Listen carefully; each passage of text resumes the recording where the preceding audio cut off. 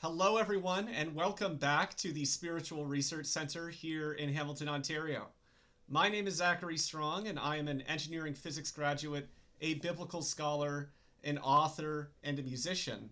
And today I'm going to be walking you through the physics of biblical blessings and curses. Now, this might seem like a bit of an odd topic, but if you're a Bible person, you probably know at some level that God designed the laws of physics. Okay, and therefore the laws of physics would need to be reflective of and mesh well with things that are said in the Bible.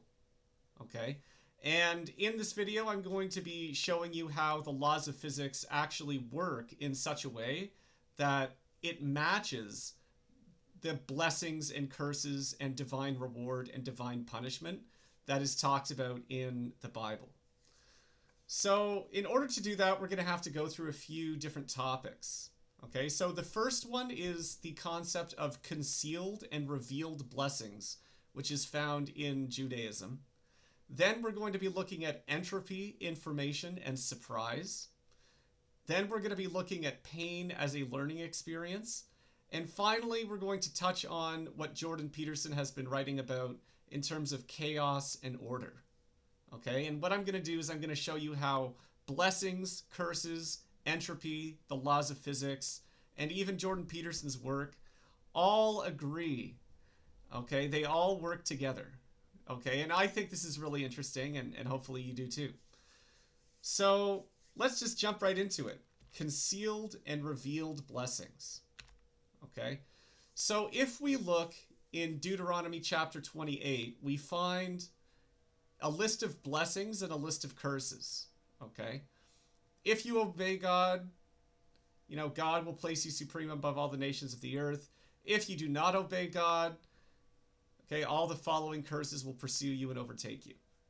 Okay, and this is a common theme in the Bible, which is if you do God's will, if you follow the commandments and do what God expects of you, okay, good things will happen.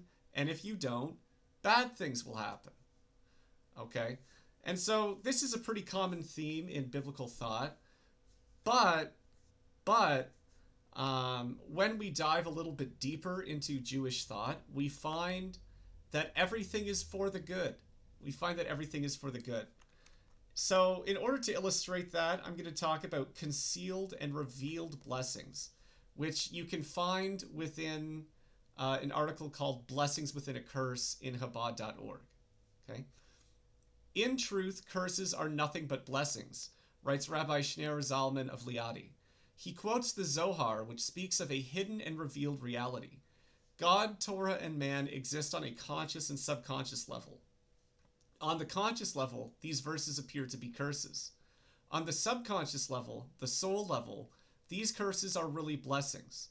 They are not painful experiences we must endure for a greater good, dark clouds with silver linings. They are real blessings. The most sublime blessings are couched in most dreadful terms. This is because whenever a blessing is bestowed by heaven, it must first pass through the heavenly court, where the prospective recipient is judged as to whether or not he is worthy of the blessing. When the blessing is disguised as a curse, however, it bypasses the forces of strict judgment and can make its way straight to its recipient. Okay, so what this is illustrating is basically everything is for the good. Everything is for the purposes of blessing. Okay, the bad things that happen in our lives are blessings in disguise. Okay, what the Chinese would call Seiwong Shima. Okay, blessings in disguise. And the good things that happen in our lives, are obvious blessings. Okay, so everything is a blessing. Everything is a blessing, and it's up to us to figure out how. Okay, now when it comes to things like divine punishments, okay, or curses, or things like that, we need to think about how and why they're blessings. Okay, and how this might work within the laws of physics. Okay, and in order to do that, we have to look at the scientific concepts of entropy, information, and surprise. Okay, so entropy, you might know, is a concept that measures the amount of disorder, randomness, or uncertainty within a system, and it's also a measure of energy unavailable for doing useful work. Okay, a lot of people who are into physics a little bit know about entropy. Okay, when you have a new car, that is low entropy. Everything is shiny, everything is working the way it should, low entropy. If you're driving it for 10 years, some things break down, it gets rusty, and so on. That's higher entropy. Okay? Entropy is basically a measure of how broken down and disordered and so on things are. Okay?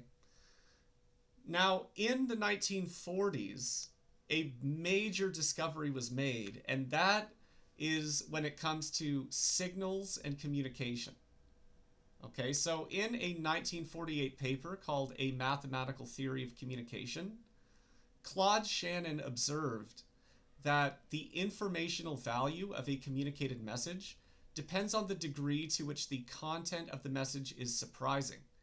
If a highly likely event occurs, the message carries very little information. On the other hand, if a highly unlikely event occurs, the message is much more informative. Okay? And this is sometimes difficult to work your mind around, but basically, the more entropy contained within a message, okay, the more entropy contained within a message or a signal to your brain, the more information it contains. Okay? Because if everything is working well, okay, there's no surprise, there's not much information. Okay? But if something bad happens, that gives you a lot more information. If something surprising happens, right? So essentially, when it comes to consciousness and our brains, more entropy is actually a good thing in terms of the information that we can get from our environment. Okay? Like, you know, to use an example, we'll use cars. Let's say you're driving your car every day and nothing seems wrong. Okay? That's low entropy. And you might not even think that maybe you need to check on the engine or whatever. But then, let's say you're driving one day and the engine breaks down and smoke and steam is coming out of the hood or whatever. Okay, that's high entropy, but it gives you a whole bunch of information about what's going on with your car. Okay? And so, you know, at that point, you would take it into a mechanic. The mechanic, you know, figures out what's going on and so on. And you can fix the problems and maybe do some other tune-ups. Okay, so as far as consciousness goes, human consciousness, more entropy is more surprise and therefore more information. Okay? And, you know, as a side note, human consciousness seems to be one of the only things that can turn entropy or disorder into growth and order in the brain. Okay, human consciousness can actually take entropy and make sense of it.